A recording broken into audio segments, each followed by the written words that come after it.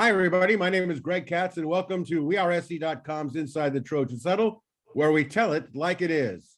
Friends, Inside the Trojans Huddle is a game-like panel discussion with WeAreSC columnists, staff writers, historians, and editorial board. We first start off with the pregame show where we introduce our panel members for this edition of Inside the Trojans Huddle, and then give you the latest USC Trojans football news. Let's first meet this week's panelists. Marc Kulkin, WeAreSC columnist, who writes the Monday Morass, Yay or Nay, and Sunday Takeaways, in addition to regular season football and basketball practice reports. Chris Arledge, former William Jewell College defensive back, team captain, WeAreSC columnist, who writes the popular column Musings with Arlidge, and is a graduate of the USC Law School. Steve Bisheff, legendary sports writer and former columnist for the Los Angeles Herald-Examiner, San Diego Tribune, and the Orange County Register.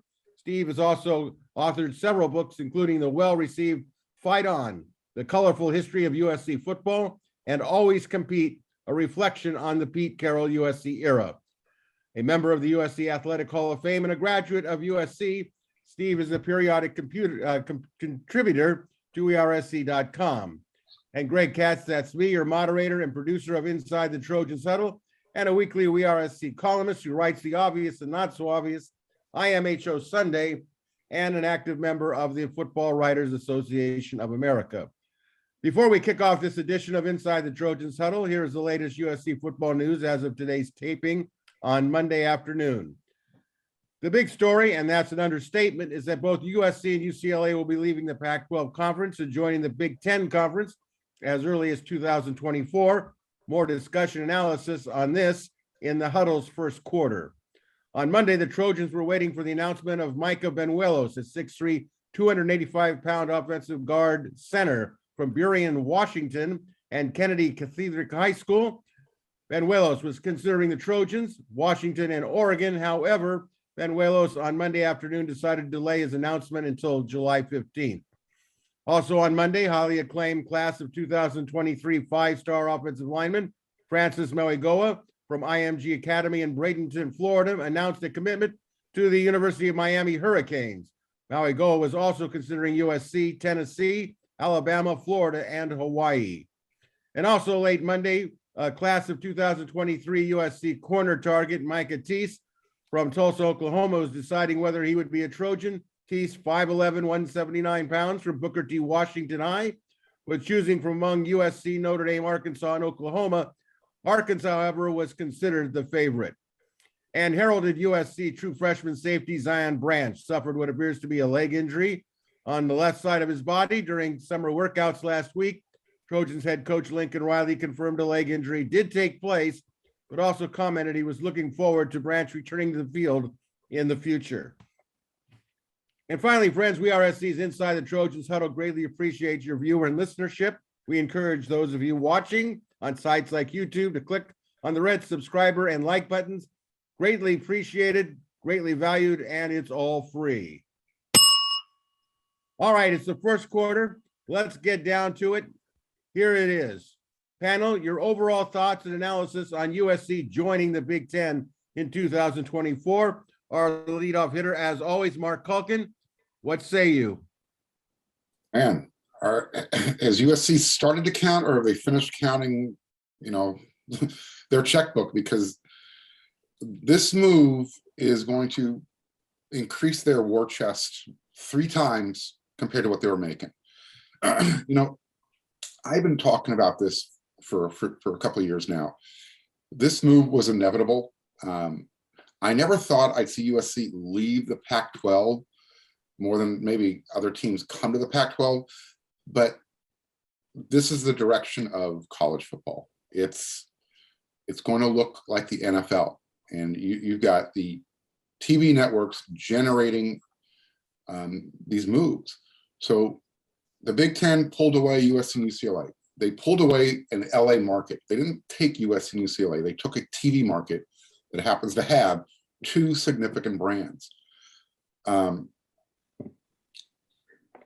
Things have changed. So it's hard to say, to encapsulate everything and say, this is what's going to happen. What's going to happen is you're going to have, as we've been talking about, a lot of these major power schools making a lot of money, and you're going to have a lot of schools making no money.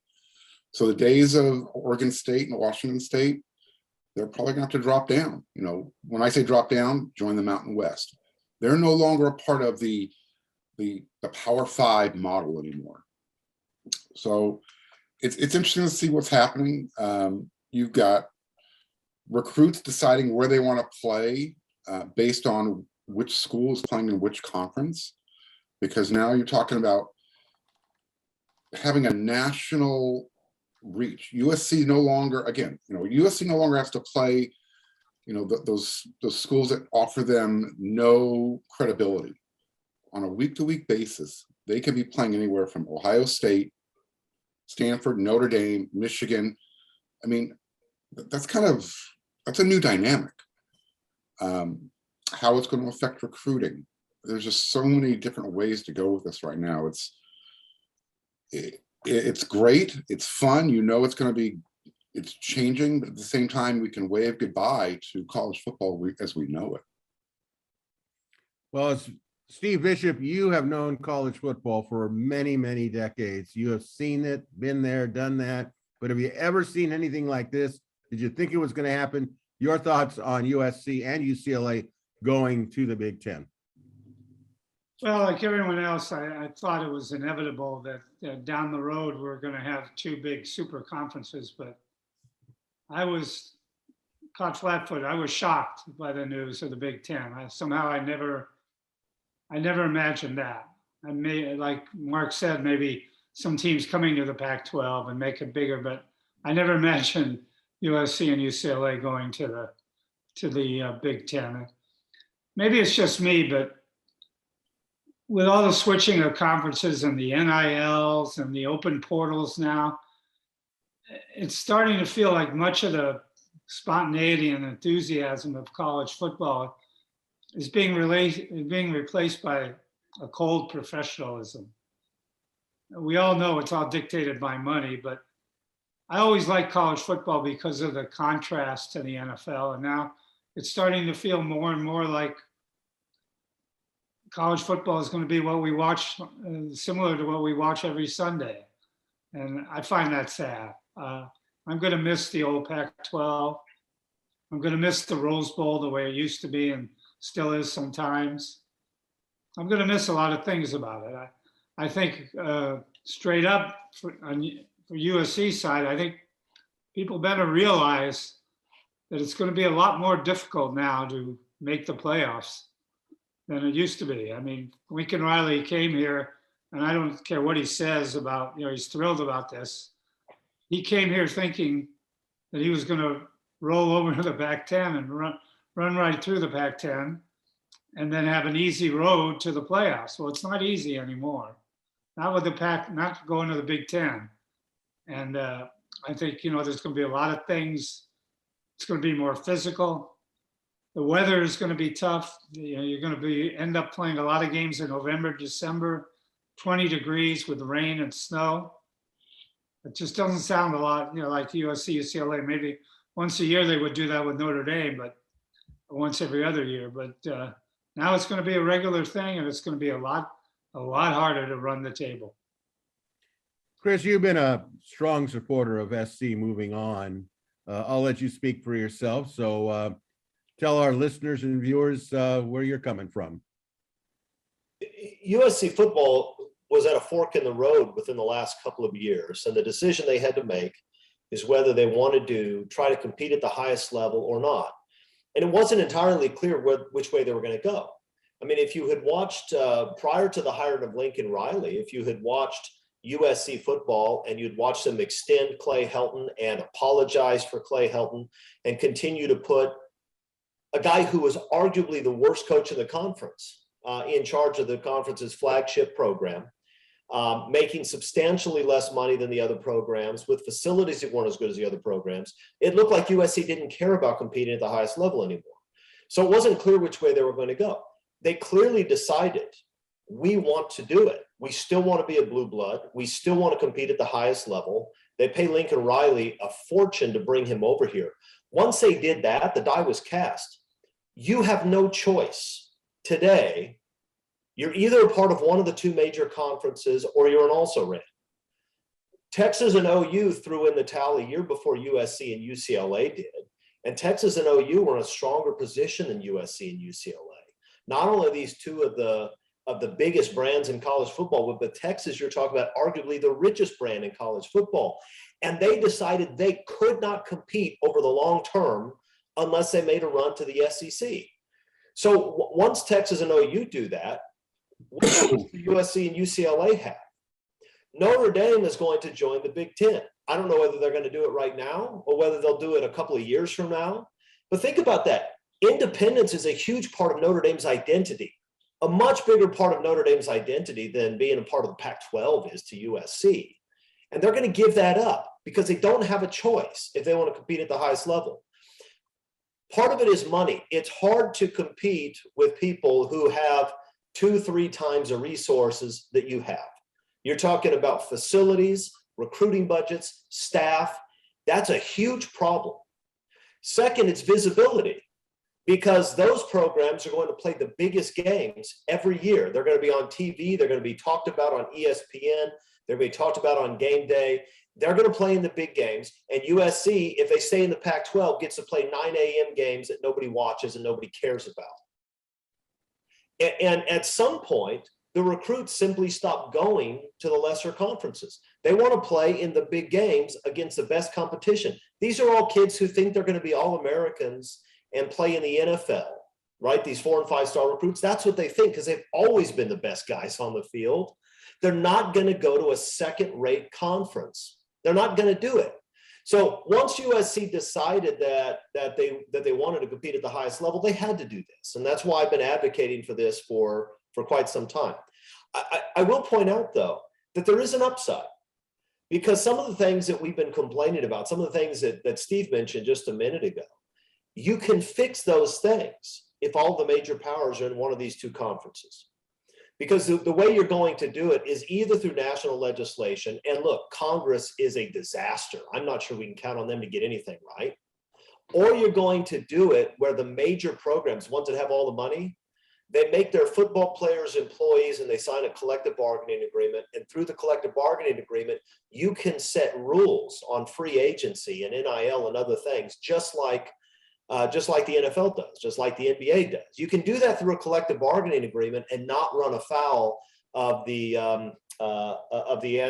monopoly laws, the Sherman Act and the Clayton Antitrust Act. You can do that. That's probably what's going to happen, and that's not a terrible outcome. And yes, you're giving up a lot of tradition, but some of that tradition was already gone. The Rose Bowl tradition was already gone. It was. A lot of the Rose Bowl games recently have been between second place teams because the better team in the Big Ten or the Pac-12, usually the Big Ten, sadly, moved on to the playoff. That was already gone. And when you talk about what matters in college football, well, if you have a conference that has, say, Notre Dame, Ohio State, Michigan, Penn State, USC, UCLA, that's a lot of tradition to build on. I mean, you can, if you're playing games at the Horseshoe doesn't happen as often for USC football as playing games in Pullman. But if I had to choose one of the two, I think I'd choose the Horseshoe. And the loss of a trip to Pullman or Corvallis isn't such a huge tradition that it's going to bother me to lose it. So this is not all bad. I get that football is different, but if we want to implement some of the rule changes to bring some structure and some reason to the madness, this is probably the first step in doing that. So it's something that had to happen, and I'm glad, frankly, the USC had the guts to do it. Well, I think it's more than guts. I think it's about money, and all of what you all three have already said. It'll be very unusual that the possibility of a Rose Bowl between the Big Ten representative USC playing the Pac-10 or Pac-12 representative Oregon. That's a possibility, depending on where Oregon ends up landing. We're going to talk about the recruiting effect here in a second. For UCLA, it's a big plus because they were so far in the red that this is going to bail them out money-wise. It's going to, I think, be a real challenge for USC now to get physical offensive linemen. I think this is going to be a big issue in terms of on the field. This class of 223 not to usurp what we're going to go to in the second quarter, is really going to be the foundation of what is going to come into the 2024 entrance into the Big Ten. But I think it was inevitable. It had to happen. We're not used to it. I think the NFL is going to, I think the whole college football is going to look like the NFL. The Big Ten might as well be the American Football Conference. And, you know, the SEC will be the National Football Conference. Who knows whether we're going to have playoffs within playoffs, but it'll be interesting nonetheless, and we'll all get used to it. All right, let's begin the second quarter with this topic. Panel, with USC's move to the Big Ten, how will that affect recruiting, which will include the class of 2023? Chris, your thoughts? Well, it's going to put USC in a very strong position vis-a-vis those programs who may get left out. For whatever reason, USC has been competing with Oregon for the big time players over the last couple of years, largely because USC has dropped the ball in their football program, and because I think there may be some money to be made going to Oregon these days. But look, if Oregon is left out of the Big Ten, or if it looks like Oregon may be left out, that is a gigantic problem for Oregon. I mean, unbelievably big. It means that Oregon is facing the possibility that it's going to be a Mountain West team. Kids aren't going to go to Oregon if it's a Mountain West team. So, look, USC is raising its profile. USC already has a huge profile, but it's raising its profile going to a conference where it's going to be playing against these Big Ten powers in the big nationally televised games all the time. That's good for recruiting. There's no doubt about it. Whether that will help USC land an offensive lineman in this class or not, I don't know. We're all sort of wondering that. But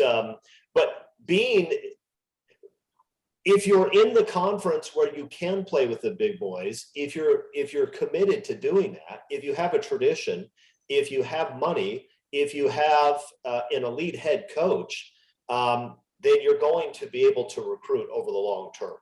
How you do with the NIL and other things, I don't know, but you're going to be able to recruit.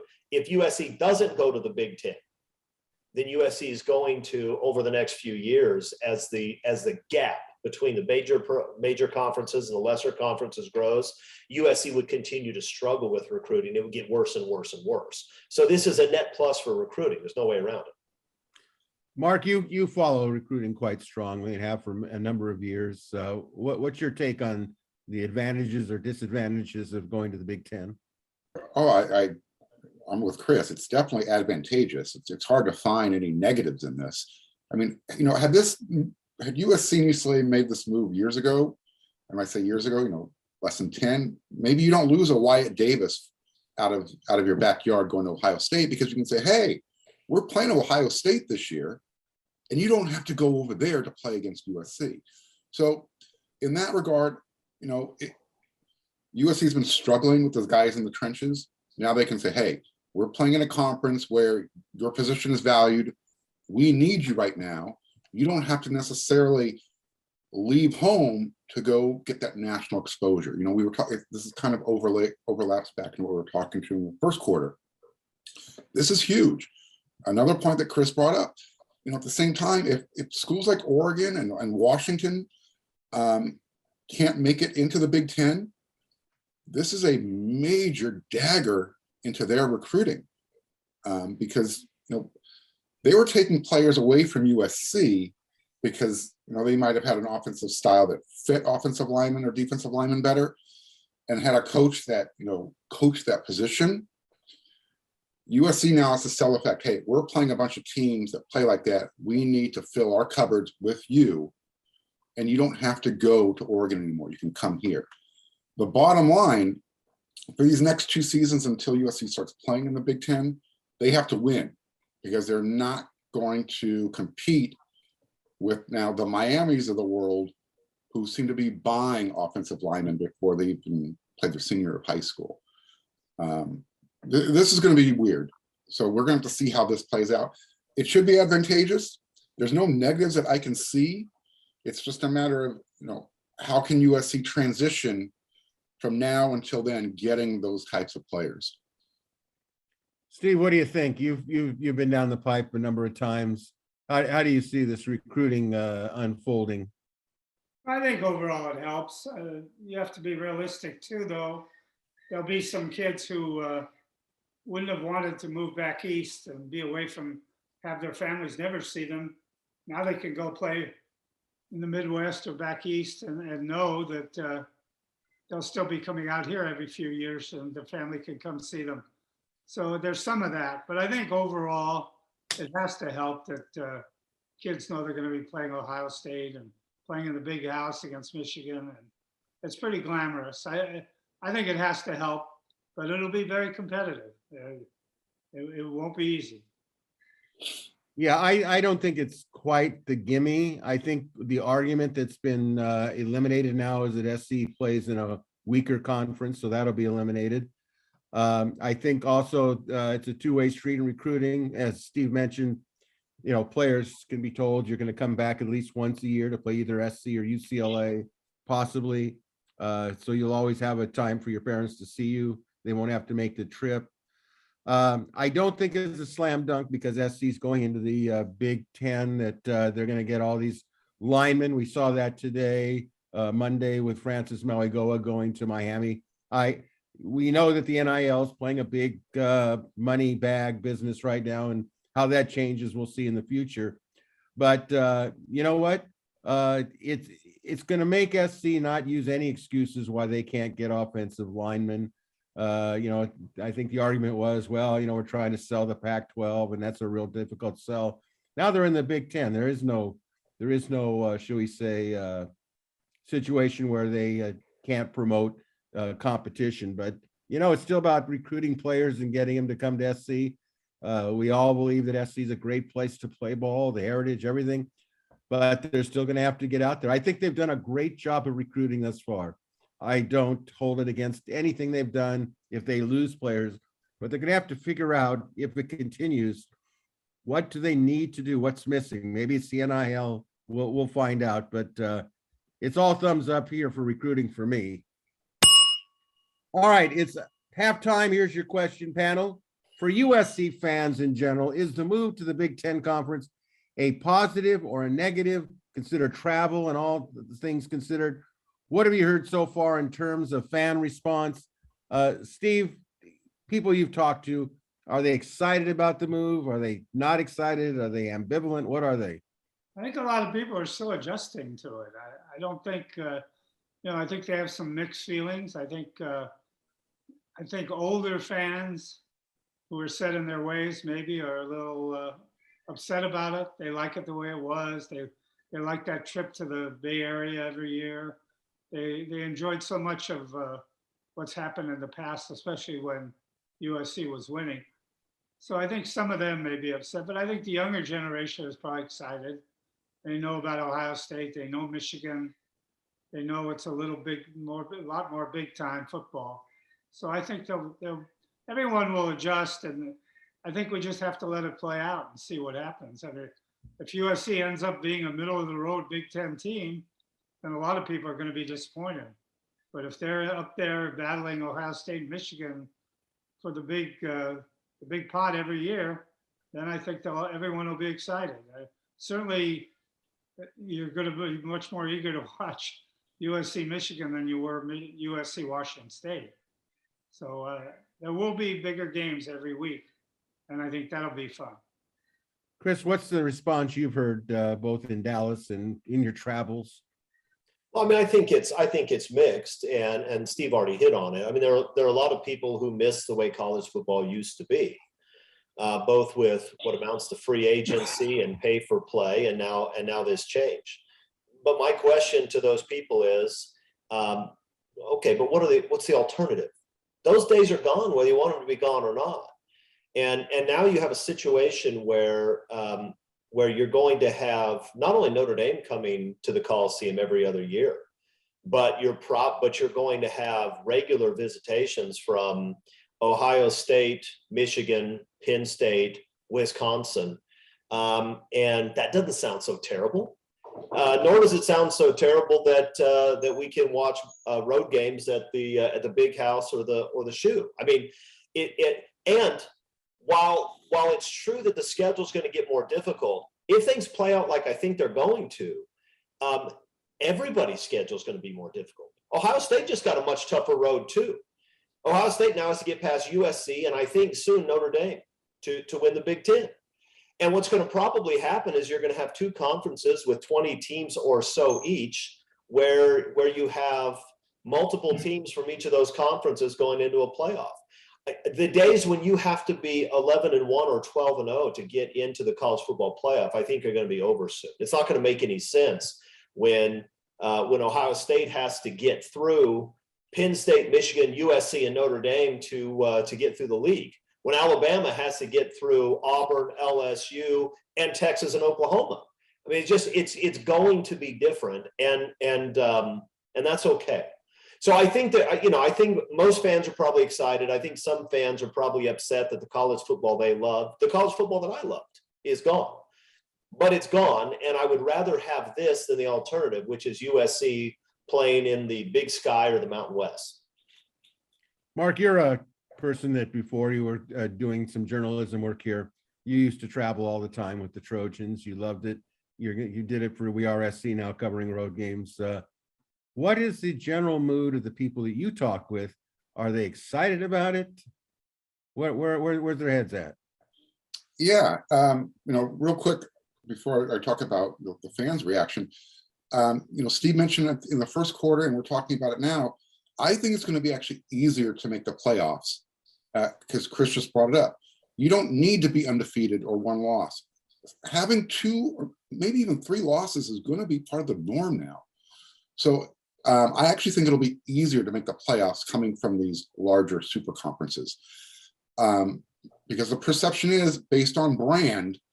If USC has 2 losses and one came to Ohio State at the beginning of the year and the other one came to Notre Dame in the middle of the year, they can get over that if their other 10 wins, can equal that with wins against Michigan, Penn State, and others mixed in. So on that note alone. Now, as far as the fans, obviously the travel is going to get more expensive. And the other concern is, it's going to be cold at certain times of the year if they have to travel back east. I don't see USC traveling back east more than three times a year, including the Notre Dame game. Just the way scheduling is going to set up, especially once they can figure out the conference. So other than that, let's create a new weekender. Let's say, USC Notre Dame gets moved to the first week in November on those odd number years. Well, let's bring the basketball team along now and make that a full USC Notre Dame rivalry weekend. There's ways that they can get the fans more involved if they're going to ask them to travel to Indiana maybe twice a year now. And there's a chance that they could do it 3 times a year if you play Notre Dame, Purdue, and Indiana in some odd, quirky scheduling. So really, the only thing the fans should be concerned about is pack a thicker jacket as we get deeper in the fall, and it's going to probably be a little bit more expensive. Other than that, you get to see other parts of the country. You get to jump around in Wisconsin. I've never been to the Big House. I want to go to Ann Arbor. Yeah, from a fan's perspective, there's new bucket lists to start checking off. Yeah, it's going to be very interesting, Mark, how the scheduling. I think the scheduling is going to have a lot to do with it. Example, if SC has to play at Notre Dame and Michigan in the same season, that can really pile up money-wise. I think about the players' parents. Can they afford it? How are they going to be, helped out in that area? And people I've talked to, it's really a mixed bag. A lot of them say, I used to go to the Stanford game. I'd fly up in the morning, and if I could get a flight back out that night, I would do it. And at the worst, I could come back on Sunday. There's no more of that. There's no more, I'm going to hop to Phoenix and then come back. I think you're going to have to really pick and choose which road trips you're going to want to go to. I don't think I'd be jumping up and down to go to Maryland or Rutgers. Excuse me, but if I wanted to spend a weekend in New York City, Rutgers wouldn't be a bad thing if I use the New York City carrot. But I think it's going to change the way people actually travel. Conversely, I think that SC is going to have sellout games because in terms of the fans from the Big Ten, we know Iowa is going to travel, Wisconsin is going to travel, Michigan, Ohio State. There's only 77,500 in the Coliseum. So all of a sudden, if I'm the USC ticket department, I'm jumping up and down in excitement. The question might be is whether you can actually get a ticket for the big house or whether you can get a ticket for Notre Dame. All these things will come into play, but it will be a different way of life. No question about it. Yeah, but you know, Greg, the mystery of what to get your favorite Trojan fan for Christmas or Hanukkah is now solved. Just go out and get the biggest parka you can find. That's true. All right. Good point, Steve-O. Before we begin the second half, a reminder that you're watching or listening to WeRSC.com's Inside the Trojans Huddle. This week's WeRSC panelists include Marc Kulkin, Chris Arledge, Steve Bisheff, and I'm Greg Katz. We also encourage you to check out WeRSC.com's website, part of the On3 network. Become a subscriber to the best coverage of USC football and Trojans athletics. And as a reminder, WeRSC is currently offering a WeRSC 7-day free trial, which includes monthly or yearly payments to view our exclusive On3 Plus content, which also includes breaking stories, analysis, and data for USC football, basketball, and the balance of USC athletics. All right, it's time to kick off the second half in the third quarter with this question, panel. Will there be more Pac-12 teams eventually joining the Big Ten? How long will it take? And what do you see the future of the Pac-12 in general? Marc Kulkin, forecast, please. Yes, there will be. It's just a matter of, who gets picked first. The Big Ten is waiting on Notre Dame to make their decision. Why Notre Dame is taking this long? It should be an easy one. Obviously, they've got to figure out their ACC deal and how they can get out of that. But once Notre Dame pulls the trigger, Stanford is the next logical choice. That brings you now up to 18 teams. And now the Big Ten can decide if they want to let Oregon and Washington dangle a little bit longer, let them choose to go somewhere else, or truly make this a national appeal and pull teams from the ACC, because we know the SEC is going to react to this move eventually, and they're going to start cherry picking teams that they want to make these two super conferences that are coming down the line. Now, if it was up to me, I'm taking Notre Dame, Stanford, Cal. These are all natural rivalries. It's going to help with scheduling and help with travel. And then at 14 to get to 20 teams, I know it's not going to happen, but I would choose Colorado.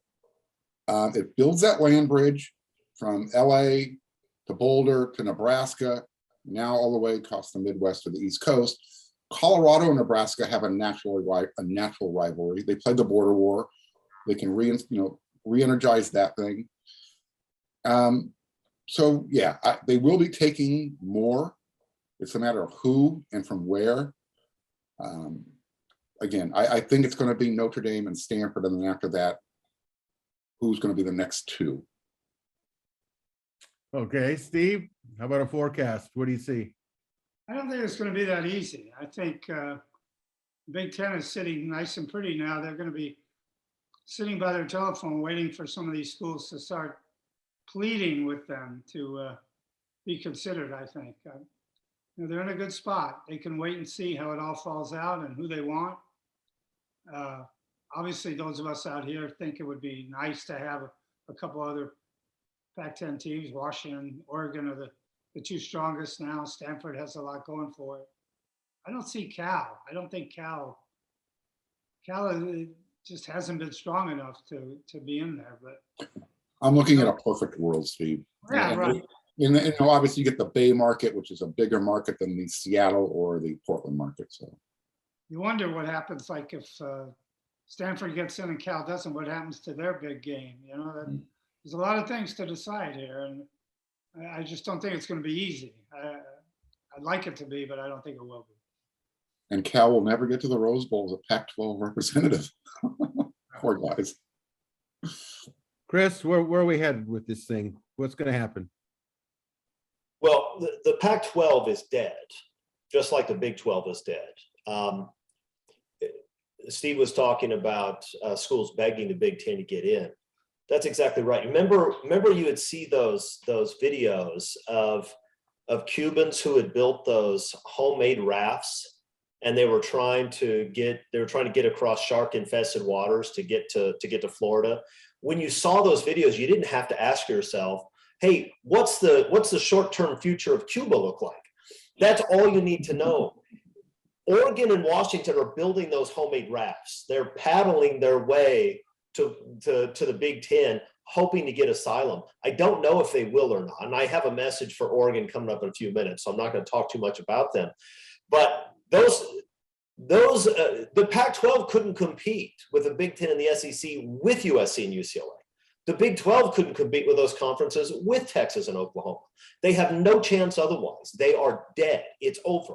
And so the only question is, who will the Big Ten let in? And it seems to me the question is, what does the Big Ten want to accomplish?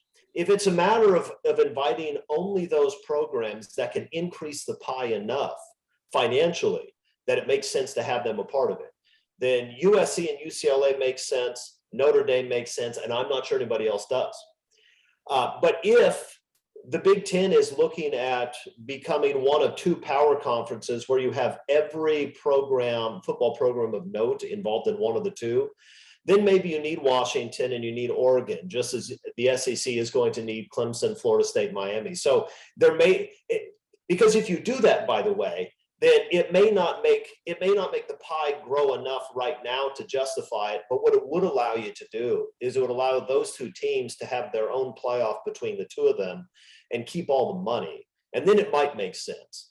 And so if you do that, you really do need all the legitimate football programs. And that includes Oregon and Washington. It probably includes Stanford, and it probably doesn't include anybody else from the Pac-10 right now. That's right now. 5 years from now, I wonder. Because if Oregon and Washington are left out of the Big Ten over the next 5 years, I'm not sure they will continue to be first or second tier programs anymore. I think that the difference is just that start. And that might actually happen in the ACC as well. Those ACC teams are screwed because they're stuck in with a terrible deal until 2036. That's when their media deal expires. So unless that conference blows up, those teams are stuck on the outside looking in. 2036, 13 years of Ohio State, USC, Notre Dame, Alabama, LSU, and Texas making 3 times the television revenue they make, 4 times the television revenue they make. I don't think that's tolerable. So I think that if the Big Ten wants to be one half of a college football playoff system, then they probably need Oregon and Washington. But in the short term, I think I would leave them out, see what happens, and see whether 5 years from now you still need them or you don't. And so we'll see what they choose to do. All right. Well, I'm going to tell you my forecast here. I think it starts with Notre Dame. I agree with Mark. Whatever Notre Dame does, which I think will be the Big Ten, I think there's no question in my mind about that. But this gets down to television money, television markets. There's no way the Big Ten is going to sit there and say, well, forget about the Bay Area. There's no way they're going to say, well, let's forget about Seattle area. Oregon, probably in the pecking order, Portland area. This is all about viewership, translated to sponsorship, to making money. So I think Washington and Oregon and Stanford are the best bets. I think under normal circumstances, the University of California system would not want to separate Cal and UCLA, but UCLA's financial situation was so grim that it's about eliminating debt. Cal has not demonstrated in any shape or form that they're a necessity for the Big Ten. We'll have to see. That'll be one to keep an eye on, but it's all about television markets. And that's why I think also to keep in mind, Phil Knight, how much Phil Knight gets involved in it. This is his passion. He's not going to let Oregon go down the toilet. He's liable to say, look, I'll tell you what, I'll make up the difference in terms of money if you take the Big Ten. In other words, Big Ten, you may not be able to pay us what you pay the other schools, but I'll make up the difference to get him in. You can bet he's going to have a say in it. In some way, one way or the other, he's going to have a say in it. All right, well, let's move on here. And you all know what this means, do you not know? For those of you that are veterans, it is time to light the candle, the official Chris Arledge Coliseum torch in preparation for Musings with Arlidge. First, a reminder, any comments or opinions expressed by Chris Arledge are solely of those of his own and are not in any shape or form a reflection or the opinions of our panel, wearesc.com, or the On3 Network, any republication, rebroadcast, use or descriptions of Musings with Arlidge without the express written consent of the AFL-CIO or the National Basketball Association is strictly prohibited. So, ladies and gentlemen, we now bring to you Inside the Trojans Huddle's version of Christopher Arledge's Musings with Arlidge. Thank you, sir. In The Three Amigos, a cinematic classic, I assume you've seen it, Greg, Chevy Chase, Steve Martin, and Martin Short are talking to the head of the movie studio about their next project. And Steve Martin jumps in to handle the negotiations for the group. And Martin starts his speech with a whole lot of bluster because he assumes that the Amigos are big stars, that they're very important, and he's going to demand big money. But very quickly, in this very short discussion, the studio takes away the Amigos' clothes, their house, their job, and throws them out on the street. It's a funny scene. That's Oregon football today. They thought they were stars. They walk in with a lot of bluster, and then they get their dressing down from USC, UCLA, and the blue bloods that run the Big Ten. Now they're not even sure they have jobs anymore. Also, a very funny scene. But my fellow Trojans, this is not a time for gloating. No, it's not. This is a time for compassion. It's a time to be a good friend. So I have a message for my friends from Oregon. Now listen, Ducks. I know you're hurting right now. You're discovering that you're not nearly as important, not nearly as wanted as you thought you were. You're discovering that you're exactly what I've been telling you you are for quite some time. And I know that truth hurts. But through this pain comes an opportunity, a chance to grow. You can learn a lot from a good dose of reality, and you can start to make changes. No, I don't mean uniform changes. That's your solution to everything. I'm talking about real changes. Changes can make you better people, a better program. Changes that can get you where you want to be. And spoiler alert, I truly believe that everything is going to be okay for you in the end. But first, let's start with the reality of the present. Oregon, you are a solid second-tier program. There's absolutely nothing wrong with that. For most of your history, you weren't close to being a second-tier program. You dreamed at night about being a second-tier program. And Uncle Phil's money has brought you to that point. You're a solid opening act, a decent band that comes on right before the headliners. The problem is, and the reason you feel so much pain, is that you thought you were more than that. You thought you were headliners. You thought you were elite, a blue blood. You thought you were in the same class as USC, Notre Dame, Alabama, Ohio State, Oklahoma. This conference expansion business is based on reality, on dollars and cents, not Nike's marketing money. But with hundreds of millions of dollars on the line, serious people have to make serious decisions. And it turns out you're just not one of those headliners. You don't get to sit at the lunch table with the quarterback and the cheerleaders. You just don't. And you've been living in denial. You're the guy whose band has one song, get a little bit of radio play, and you start comparing yourself to John Lennon. You start telling your friends that you'll probably hang out with Springsteen in a couple of weeks. You're the guy at the bar telling a girl how he just got an acting gig on a soap opera, and then Brad Pitt walks in and she stops listening. You're the girl who gets stopped by the bouncer at the door of that really hot club right after he just let 10 other prettier girls in. You just discovered your place in the pecking order, and it hurts. And yes, you're a little surprised, and I get that. I mean, the Big Ten took Rutgers and Maryland. How picky can they really be? Yet they're not sure that they want you. You've been telling the world you were the SEC of the West. Now you find out you're not quite the Rutgers of the West. That's got to hurt. You're probably going to want to ice that. And it's not just the Big Ten that went for other people first. It's not just that. It's the way this went down. The Big Ten unanimously and immediately takes two of your conference foes. You then run hat in hand, begging for a seat on the bus. And the Big Ten says, yeah, you know, I'm not sure I want to talk about that right now. We're getting kind of full. We're going to deal with some other people first, but maybe later, maybe later. Well, some of this was predictable if you've been paying attention. I mean, you should have had some idea, right? You did happen to notice that every time one of your coaches has any level of success, he runs away and takes a better job. You've seen that, right? We've all heard there's some things money can't buy. For everything else, there's MasterCard. Well, we just learned there's one thing that money apparently can't buy: true college football relevance. Money can get you stadium upgrades, NIL deals to throw around, uniforms, lots and lots of uniforms. But money alone can't make you a product that people really care about. It can't get you over the hump. It can't get you from bottom. It can get you from bottom feeder to second rate. Nike money did that for you. Thank you, Uncle Phil. But it can't get you to the A-list. You actually have to win something at some point to get on the A-list, and you just haven't. But still, there's an opportunity here. And I want you to look on the bright side, because look, I think there's a chance you can get into the Big Ten after all. I mean, the league can't afford to get too top heavy. Hulk Hogan can't wrestle Macho Man Savage or Andre the Giant every night. Not every week is WrestleMania.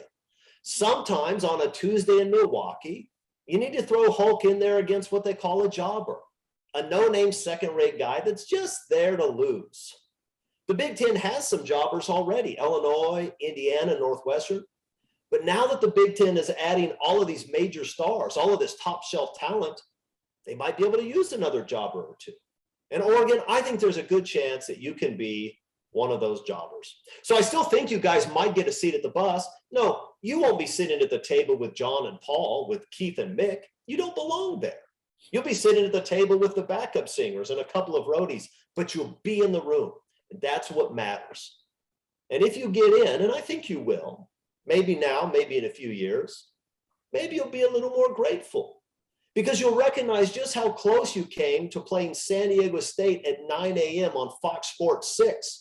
And you'll realize that you're around primarily because USC needed some other West Coast schools just to keep all of its road trips from being too far away. Or then again, maybe USC negotiated a deal with the Big Ten that would keep you out. Think of it as a college football zoning ordinance to keep out the riffraff. You don't necessarily want to move into a new neighborhood and have your old neighbor, one with the lawn full of sofas and cars on blocks, follow you to the new place. So maybe you're out, which means, yes, it's possible you'll be playing in the Mountain West in a few years. But that's not the end of the world. I think you guys will be very competitive there. I could see many exciting Emerald Bowls in your future, and you can wear a different uniform combination in each one, I promise. And Oregon, never forget where you came from. You may have to go back someday. All right, there you have it. The musings with Arledge. And with that, we begin the fourth quarter question panel. With SC and UCLA headed for the Big Ten in 2024 and the Pac-12 in some serious flux, what is the future of the Rose Bowl game? Chris, I know that you just pontificated, but tell us what you see as the future for the Rose Bowl.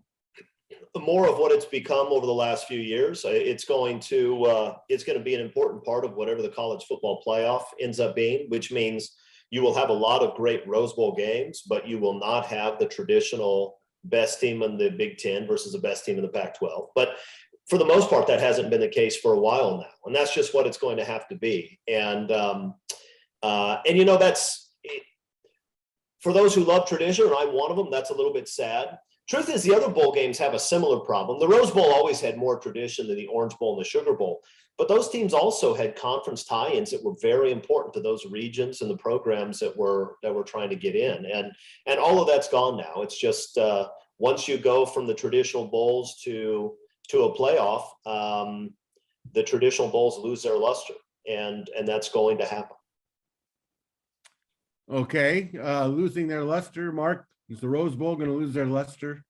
Yeah, and look, this ship sailed a long time ago. We don't have to blame USC and UCLA leaving and the Big Ten doing this.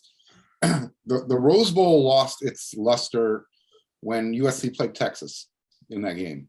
The BCS created this. It lost all shape, size, and form of what we knew it when Georgia and Oklahoma matched up against each other. It's just different. So, you know, it's kind of been a slow bleed out. You know, now if USC plays in the Rose Bowl, it's going to be against UCLA. Their home, you know, that's their home stadium. It is what it is. Kind of have to get used to it. I feel bad for the teams that have been trying forever to get back to the Rose Bowl. You know, Like UCLA?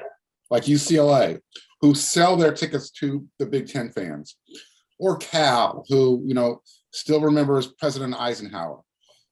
You know, they have been doing everything they can to get back there. I once said that if Cal ever made the Rose Bowl again, they would burn the city of Oakland down, not because it's a bad city to live in, just because they would be so excited. It would be like Halloween in Isla Vista. It would just be lots of couch burnings everywhere. So, you know, Cal's going to lose out on that traditional opportunity. But you know what? This is the way we have to move forward. There's going to be losses. The Rose Bowl is going to be one of them. Steve, is the Rose Bowl going to be one of them? I agree. I think it already is. You know, as someone who covered about 40 Rose Bowl games, I find it sad. I would like the Rose Bowl to be the site of the national championship game every year. I think it's a perfect spot. The weather, everything is perfect. The atmosphere, the setting, but there's just too much money to be made by other teams and other stadiums. And the NC2A can move it around, and they're going to do that. Places that seat more now than the Rose Bowl, but I think it's definitely lost its luster, and I feel bad about it. It was one of my favorite events every year, and I miss it already. Well, I'm not quite as down with the Rose Bowl. It's on its last legs by any stretch of the imagination. I have written that I think that the national championship game should be at the Rose Bowl. You know, people can do whatever they want in creating rules and playoffs and that sort of stuff. I don't think it'll be at the Rose Bowl, the national championship every year, but I know one thing: you can't separate the Rose Parade from the event itself. Now, it's possible that in one year USC could represent the Big Ten, and maybe Oregon, if they're still in the Pac-12, could represent the or Cal could represent the Pac-12. Wouldn't that be something? But I think that Not for the city of Oakland, apparently. apparently. No. I think that college football understands the tradition of the Rose Bowl, and while we're ripping apart a lot of tradition, I think this is one that's going to be worthy of being saved in some form or another. I think they all understand that.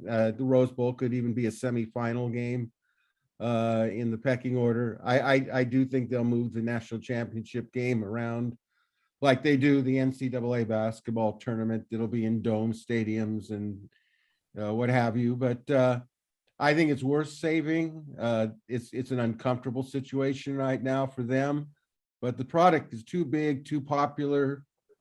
They'll figure out a way to deal with it. So I think after the initial, everything settles, the Rose Bowl will come out. Maybe not like we once knew it, but it'll still be in the forefront. The Rose Bowl light. The Rose Bowl light, absolutely. All right, let's head to overtime, panel. We're in overtime, and it's time to answer some viewer questions and panel answers in a free-for-all format. If you'd like to submit a question to our panel that we can answer, either go to the Gary P. or We Are SC members message boards at wearesc.com. From there, you'll see the topic thread regarding questions for Inside the Trojans Huddle. Maybe it was the Big Ten move, but we had a lot of questions this week. We'll try to get to as many as possible. If we don't get to yours, we appreciate the effort, and then we can perhaps insert it in next week's telecast. So this question is from Trojans 2021. As a recent USC graduate and somebody who grew up in the Midwest, I'm thrilled by this move. Going out to USC in the middle of the Midwest winter made me want to be a Trojan. I think this will happen with top Midwest prospects in all sports, because now we will be traveling near their hometowns for a lot of these games. Do you think that Riley and company knew about this announcement months in advance and adjusted their recruiting efforts accordingly, or were they waiting for it to happen and then use the earth-shattering news to change their advantage?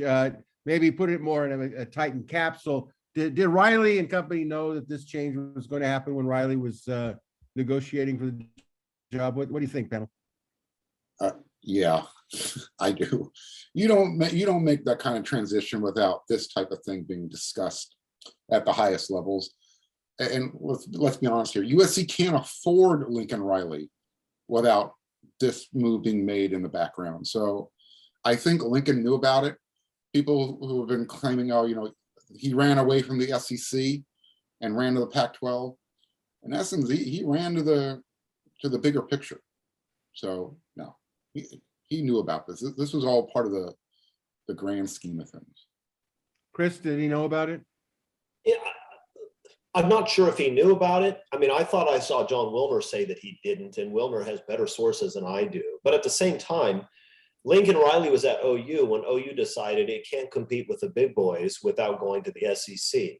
Lincoln Riley's smart enough to know that a move like this was inevitable. I don't know if he knew it was going to happen this year or not, but I think he knew it was going to happen. So I doubt if he's surprised by it. Steve, what do you think? It's worth getting an entire panel view here. Did Yeah, Lincoln Riley know? I'm not so sure he knew that it was going to happen this fast. I agree with Chris. He had to know that it was coming, but I don't think he quite believed that it was going to happen quite this fast. Yeah, I think that Riley somehow got wind of it way before the rest of us got wind of it. And I think that I hope so. I would hope so. Absolutely. Absolutely. I think that he's been preparing for it. He obviously didn't find out about it 24 hours before it was said. I think it's interesting that Lincoln Riley was chastised for not going to play in the SEC. And I guess we can throw that argument out the window at this point. All right, question 2 from Crown in the Valley in Sacramento, California. How long has the move to the Big Ten been in the works? Any inside information any of the staff had, but was sworn to secrecy? An interview with Bone planned in the future regarding the move. Any comments on that question? Well, Mike Bone has been talking to me about it for about 9 months, but I was sworn to secrecy. So I don't know about the rest of you guys. I don't know if he talks to you also, Greg. I've been very busy. It's been very difficult to return the phone call, to be quite honest with you. That's fair. Let's go to question 3 from SC the one in Orange County. What new coach outside of Lincoln Riley has impressed you the most thus far? I assume that means assistant coach as opposed to head coach. But if you want to take it with a head coach in the conference or out of conference, feel free to jump in on that. I've been impressed with Brian Kelly's dance moves. That's number 1. And number 2, that new guy at Georgia Southern. I've been impressed with him. Apparently his dad was an O-line coach. I couldn't help but mention Clay because there's a clamoring for Clay commentary from me online. And you guys know that. So I'm going to answer one question about Clay Helton. Somebody asked if Clay Helton, this is a real question. Somebody asked if Clay Helton was a car, what type of car would he be? And the answer is he would be that tow truck Mater from the movie Cars. And if you've seen Cars, you know why that's the case. Okay, I'm done. I think there's nothing to add to that. I can tell you that right now. Okay, let's go to, he had a second question here. It's 4th of July, and there were 2 commitment announcements scheduled, Francis Moigawa and Micah Benuelos. Scott is going against the RPM in each instance and says that SC will land both. So what happened? Did Schrader get it right? SC landed both, or half right? SC landed one, or did he take a bagel? SC was skunked. I think I can answer that. Malagoa went to Miami. Scott did what he knew. Scott's very reliable. It just so happened, I think that many of us were not shocked he went to Miami, but I think Mark and I predicted he was going to Tennessee. Now, Benuelos, I think, is somebody to raise your eyebrows at. I had heard he was going to SC. Now he's postponed his recruiting announcement July 15th. Apparently, USC is not in the driver's seat as we once thought. So right now the jury is out. Excuse me. I think that they have a shot at him, of course, but I don't think it's as strong as maybe it was in the past. It may have gotten stronger, though. That may be why it was pushed off, because he's also looking at the possibility that Oregon's playing in what amounts to the Mountain West. By the way, can I make a comment about this? Because Scott has good USC sources. USC felt pretty good. about Minoga. They felt pretty good about Josh Connerly. And that's a little worrisome to me. I mean, they felt pretty good about both those guys and lost them both.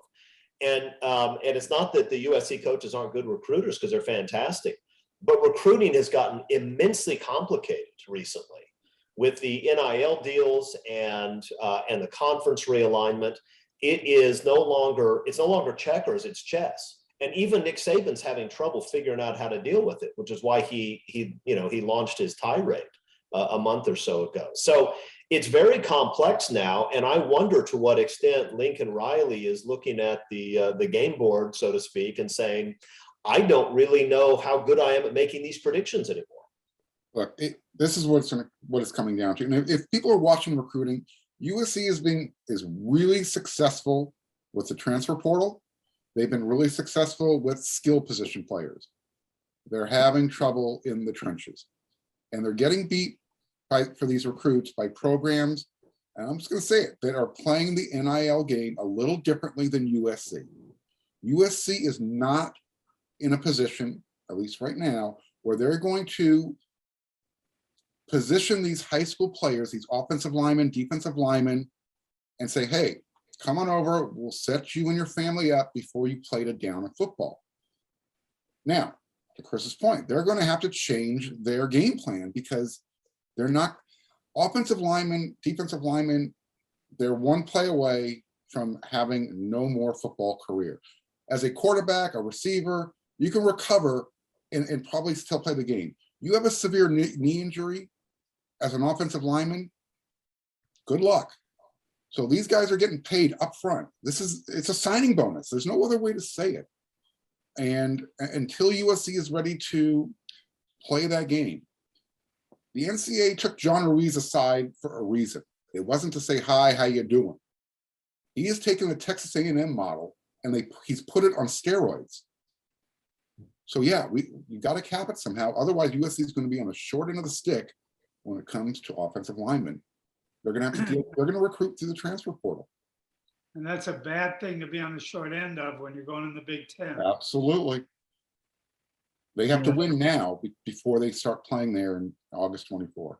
Well, look, USC had all this talk about this NIL program that they were going to unveil, and then they did unveil it. And I'll be honest, I like to think of myself as a reasonably intelligent and reasonably sophisticated observer. I don't really understand how this is going to work and how it's going to benefit high school players. It does not surprise me that an 18-year-old kid in high school, who on one hand is being offered, if the rumors are right, a couple of $1 million to go play at Miami, or USC says, yeah, but we have this fantastic new program that's going to make a lot of money for a lot of people. It has no track record. It's never been tried. I don't know when you'll get money, but at some point you will. I mean, if that's the decision they have to make, I get it. Look, and it's not like Miami's a terrible option for an offensive lineman. Mario Cristobal's a heck of an offensive line coach. That's what he's all about. So if you're saying I can go play for one of the elite offensive line guys in the country and make a couple $1 million a year, or I can go to USC where they have this NIL program that I don't even understand, then it doesn't surprise me we're losing the NIL game. Okay, let's move on to a question from Romy. Do you see a change in USC's rivalries, say from UCLA to Ohio State or University of Michigan? I don't personally. I think UCLA, I think it's going to be wonderful. There's going to be a Saturday like we used to have at 9 o'clock. It'll be Ohio State and Michigan. And around 12:30 or 1, it's going to be SC and UCLA. And whatever the outcomes are for the Big Ten division or championship possibilities, it's going to be electric. And I think that's what's going to be there. I don't think in any shape or form USC, UCLA are going to be affected by this at all. If any rivalry gets affected, and again, this is all on the premise of Notre Dame jumping into the Big Ten, just maybe the scheduling part of that rivalry, because of the dynamic that Notre Dame, every year they're finishing on the West Coast, whether it be at USC or at Stanford. So I think that's where a rivalry schedule might get adjusted. And that's why I brought it up earlier in the show. if USC has to play Notre Dame the beginning of November, now we can bring the basketball teams along and kind of make it a new type of weekender. All right, from Troy 70 in Seal Beach, California. How much more money per year is this move worth for USC to go to the Big Ten? I know Pac-12 members were way behind, but how much? What are you hearing? I don't think the Big Ten releases all of their numbers publicly. At least in the articles I read, it didn't look like it. But I also read articles suggesting that USC and UCLA thought they could be making $100 million a year at some point soon under this, which means that you're talking multiples of what they were going to make in the Pac-12. But I don't know if those numbers are right. That's just what I'm reading in the press, and I don't have any inside sources. The Big Ten media contract before USC and UCLA was projected to be $1 billion. So it's going to be more than that with USC and UCLA. So it's going to be, I think it will be close to $100 million very quickly. All right, question 6. We'll try to get through some of these, as many as we can here. From Trojan fan in Alabama. If it hasn't been done by the recording of the show, if the Big Ten brings in 4 more teams to make it 20, what 4 teams do you all want to see in the Big Ten? Now, that might be a little different from what you think they're going to bring in as opposed to what you want to see. What do you want to see? What 4 teams? Yeah, I already said my 4 earlier in the show. Okay, repeat them for just for answering. Notre Dame, Stanford, Cal, Colorado. You get the 4 California schools into the Big Ten. You keep Oregon and Washington out. That hurts them. You keep those rivalries with USC and Notre Dame and Stanford, UCLA in it. And Colorado has their natural rivalry with Nebraska again.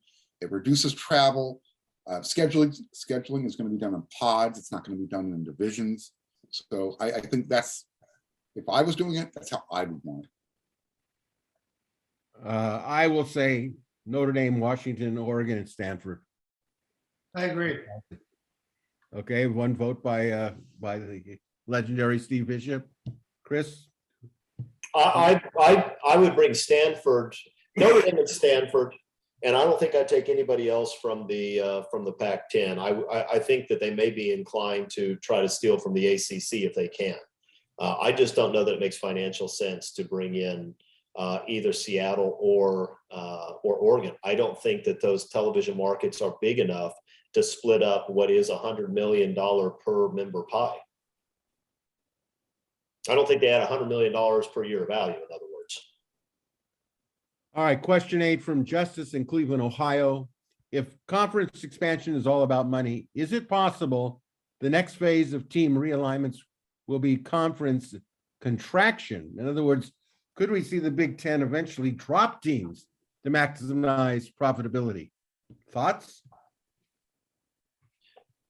There are certainly teams that are getting grandfathered into the SEC and the Big Ten that don't belong there. I mean, Vandy does not belong in SEC football. Illinois and Indiana don't belong in Big Ten football, not under this new model. I don't know whether or not there's going to be pressure to drop those teams, or whether based on tradition and some sense of loyalty, because they've been there for a long time, they'll get to stick around. I know this though: the more teams you bring in from the outside that have no relationship with those programs, the more people you have sitting around the table saying, "Why is that guy here?" And that could happen at some point. It wouldn't shock me. It also wouldn't shock me if a team like Vanderbilt decides they don't want to be a part of this anymore. Right? Vanderbilt doesn't care about competing at the highest level in football, I don't think. And at some point, with the changes we've seen in college football, I could imagine a program like Vanderbilt saying, we don't really want to participate in this game. I don't know if they'll do that, but it wouldn't shock me. I don't think the Big Ten is moralistically going to get rid of teams in the conference. I just don't see it. Anybody else have any thoughts on that? All right, we're going to do 2 more questions from Nation in Sacramento, to Nation in Sacramento. As a part of our exit interview, do any of you gentlemen find the Pac-12, the conference, responding to the news of SC UCLA heading into the Big Ten disingenuous, quote, we find it extremely surprising and disappointing was what the conference said. Are you surprised by the comments of the Pac-12 in regards to the two teams leaving? What are they going to say? You know, they gambled. They tried to hold this thing together with the effort of getting a huge new TV contract in a couple of years. They should have taken the money 2 years ago and ran with it when ESPN approached them. So, no, they shouldn't be surprised. Not in the least. USC has been threatening this for a while. You know, USC was talking about whether, I don't know how far they got into it, but they were literally talking to NBC about having a USC Notre Dame Saturday. You know, Notre Dame gets the morning, USC takes the afternoon. So no, they shouldn't be shocked, not in the least. Look, the only reason they would be surprised, if they're surprised, is because they may not have thought USC would have the guts to pull the trigger on this, or that they do it right now. But what did they think was going to happen? This is the one conference in the country that does absolutely nothing to help their flagship program. Nothing. It's the one conference in the country that when Oklahoma and Texas knock on the door and say, "Hey, are you interested in us?" would say no. They would say no so they can continue to go down this no man's path with this ridiculous television plan from Larry Scott that can't make any money. I mean, what did they expect USC to do?